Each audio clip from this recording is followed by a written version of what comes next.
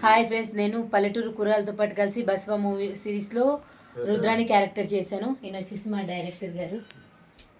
మాట్లాడండి డైరెక్టర్ గారు. ఎలా చేసింది రుద్రాని గారు, దాని గురించి ఏం చెప్తారు?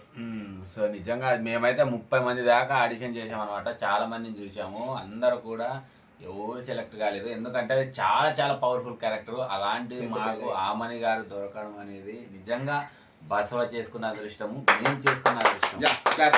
ఎందుకంటే తను డైలాగ్ చెప్తుంటే మేమందరము ఇన్స్పైర్ అయ్యే వాళ్ళం. అరే అయిపోయి ఇంకా మన బసవ ఇట్ట ఉద్దిరా అని. ఎందుకంటే మాకు భయం ఉండేది. ఈ క్యారెక్టర్ పెద్ద పెద్ద డైలాగులు ఉంటాయి, చాలా పవర్ఫుల్ డైలాగులు, విలన్స్ని భయపెట్టే డైలాగ్స్ ఉంటాయి అన్నమాట. ఇంకా ఈ జన్మలో మాకు దొరకరా అనుకునే వాళ్ళము, మాకు అన్ఎక్స్పెక్టెడ్గా దొరికిండు.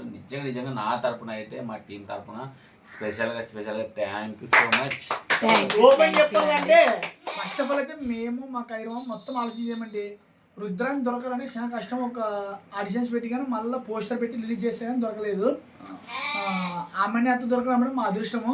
ఫస్ట్ చూసినప్పుడు అయితే ఏం చేస్తాము, మా స్మైల్ ఉంది ఫేస్లో అనుకున్నాం, కానీ డైలాగ్ మాత్రానికి ఎరగదీసింది. ఒకటే టేక్లే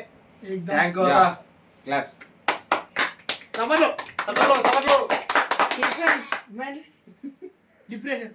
ఆమెను గారు వచ్చినందుకు మాకు షూట్ తొందరగా కంప్లీట్ అయింది కాబట్టి కంప్లీట్ ఆమెను గారిది కంప్లీట్ అయింది. ముఖ్యంగా శివన్నకి క్లాప్స్, ఎందుకంటే ఆమెను మునిగింది Shivanna important. Okay, thank you so much అండి.